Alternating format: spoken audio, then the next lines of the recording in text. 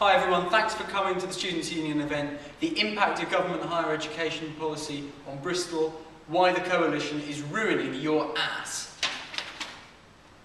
Most of you might well have left higher education policy behind in your thoughts after December 2010, when the marches had finished, when tuition fees were no longer in the agenda. The whole issue of higher education faded from the media, but it didn't fade from government policymakers. After the vote, the government believed that they were done. A market would be created, and that market would make sure that variable fees came in. And so the person who chooses to study business studies at Bradford University would pay less than the person who chooses to study chemistry at somewhere like Cambridge. The government believed, and it still believes, that having variable fees means that choices are made which is more efficient in a market economy. And that's still how they think of higher education, despite the fact that the people making those choices are 16-year-olds, despite the fact that they're making their choices with no idea what the future of the economy is going to look like. The government believes that markets make higher education better, and that's central to everything where this reform is concerned.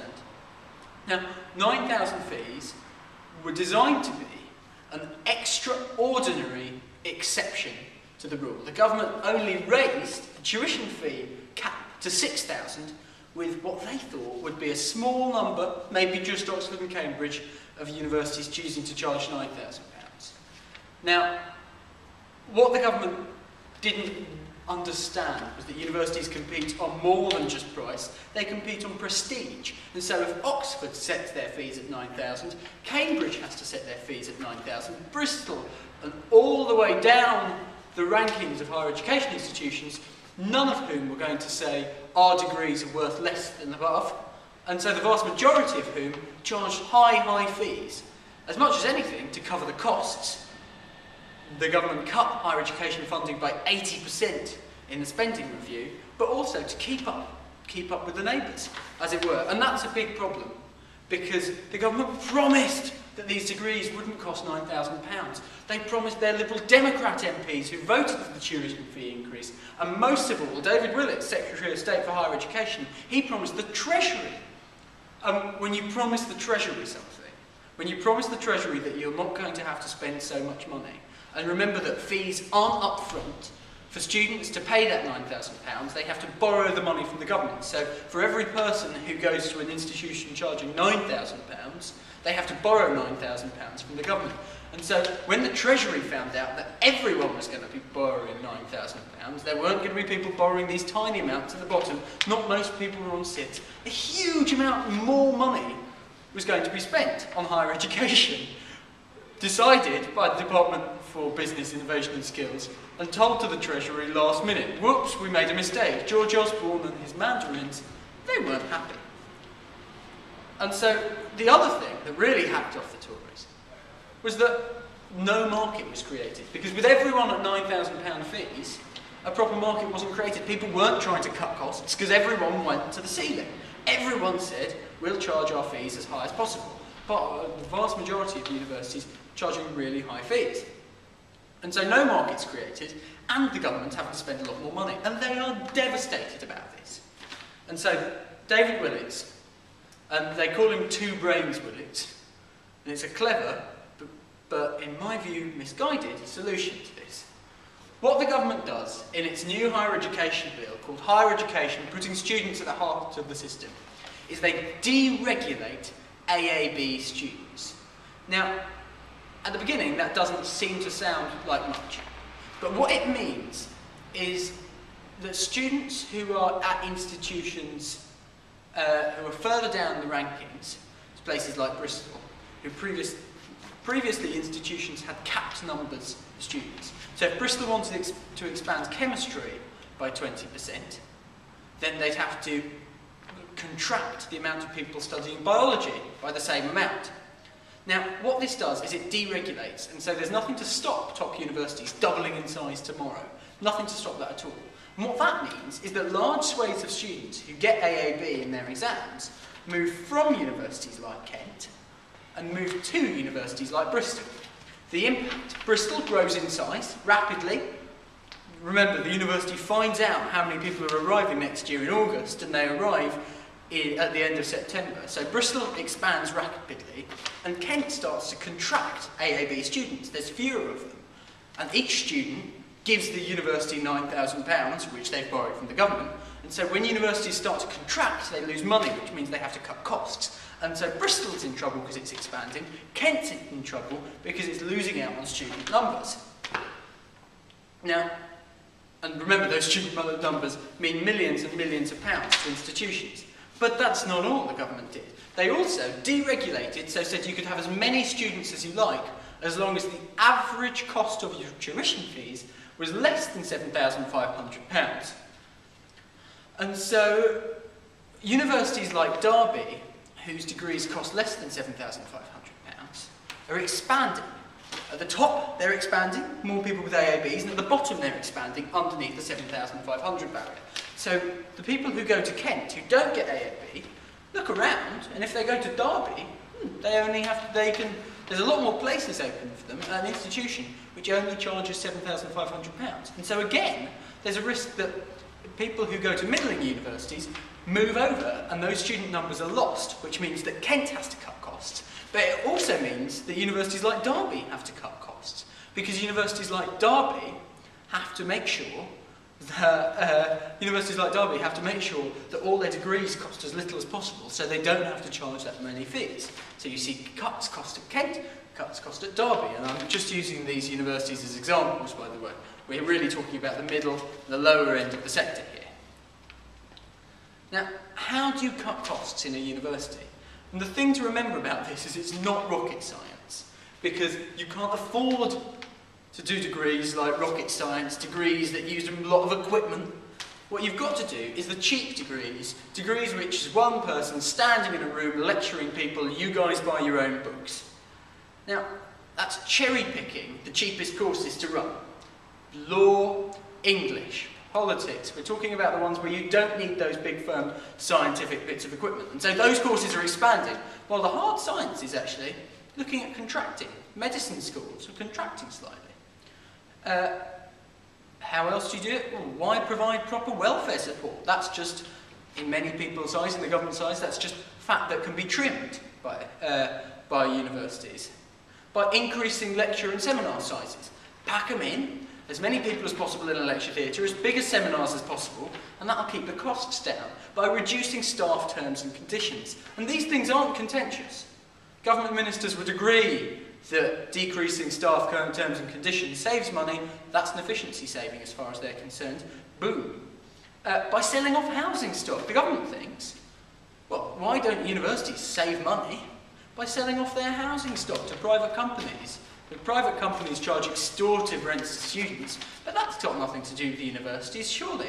The government doesn't need to step in there, according to them, and so they can save money like that. And there are these ways, decreasing welfare support, decreasing contact time, that the university experience declines, but cost cutting really can work if you don't really care about how the students experience their university. And if you just think that your experience at university is when you're being lectured at, you're in a seminar, then everything else can be trimmed and you can cut costs. But if you think it's more than that, then these reforms aren't good for you.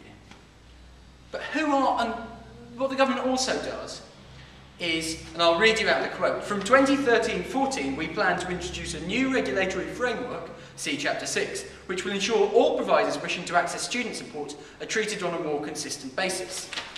All contractors wishing to access student support.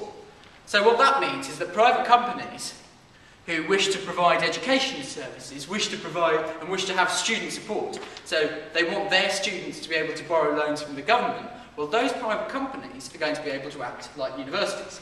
And there's one, and I should do the crap American accent here, the Apollo Group. And the Apollo Group run Phoenix University in the United States, which has a 30% dropout. Students, type in Phoenix University online, the reviews, terrible. People have a terrible time because they've cut all their welfare. But, hey, the Apollo Group made $175 million in profit last year. They cut the student experience, they take the profit, And the white paper is opening the doors to the Apollo group, Pearson Education, who runs BPP. They just think that delivering higher education is a man or a woman standing in the front of a room delivering a lecture, nothing else. Those private providers are here, and this white paper opens the door for them. So what's the effect on widening participation? There's a shocking gap in the UK.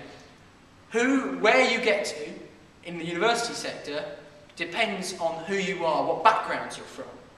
But the universities that have the best record of widening participation, who have the best record of getting people from disadvantaged backgrounds into education, those universities are the ones who've seen the biggest falls in incomes. And it makes sense, because the people who are most worried about debt, the people with least money, with least history of going to university in their families, are the ones who are most put off by £9,000 fees. And so places like London Met, well, they get crashed.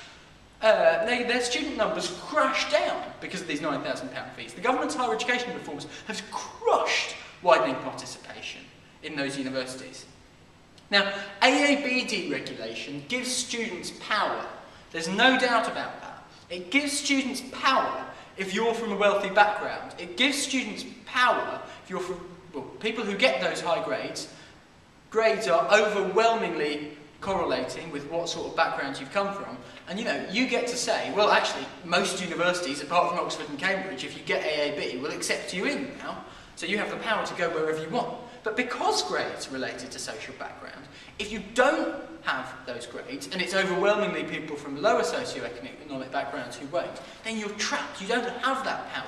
Universities, if you get ABB, 1A, 2Bs, fantastic achievement for someone from a state school in an inner city, fantastic achievement, ABB. But if you get ABB, top universities don't want to see you anymore. Middling universities really ain't that keen on seeing you anymore. You're worth a lot less to them with ABB now than you were last year.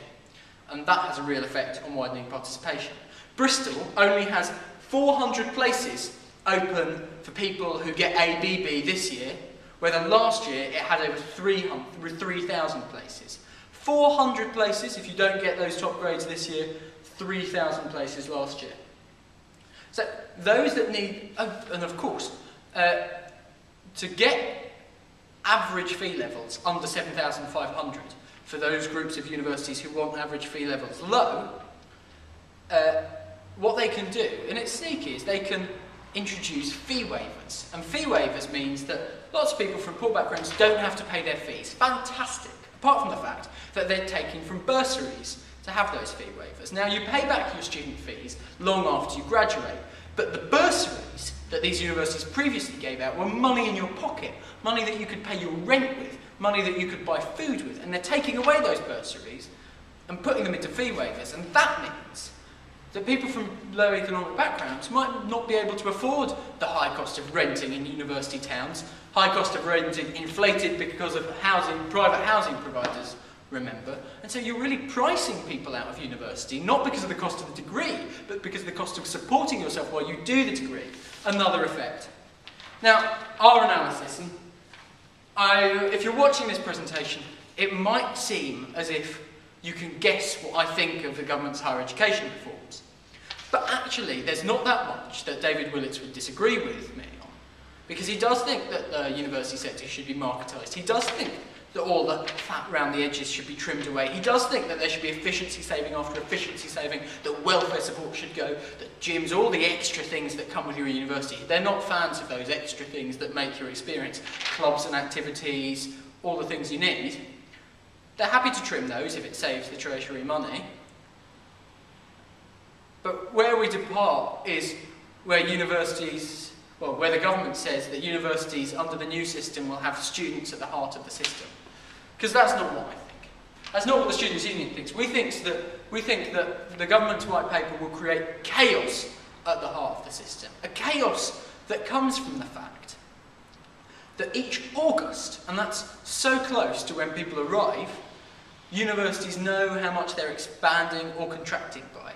Next year, Bristol is aiming to have around 600 extra students. But there's nothing to say it won't get 2,000 extra students next year. There's nothing to say expansion won't be rapidly bigger.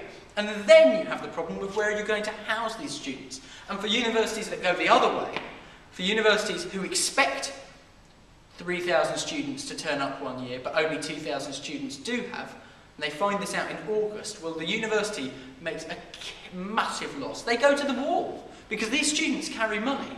If 100 students paying £9,000 a year don't turn up, that's £900,000 lost. Just 100 students, less than you thought, means you lose almost £1 million as a university.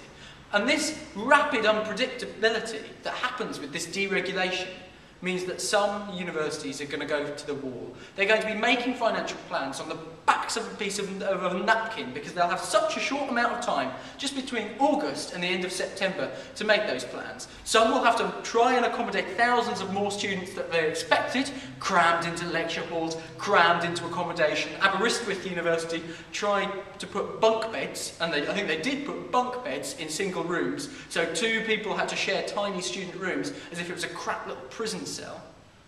It's chaos at the heart of the system that this will cause. And then some universities will contract. They'll have to go around firing off redundancy notices to their staff, to their lecturers. And they'll have to sell off swathes of their university because they'll have so much less money. Chaos at the heart of the system is what this white paper will create. And I'm now going to hand over to Josh and Max, who are going to talk about the localised impact of the white paper on Bristol. Thank you.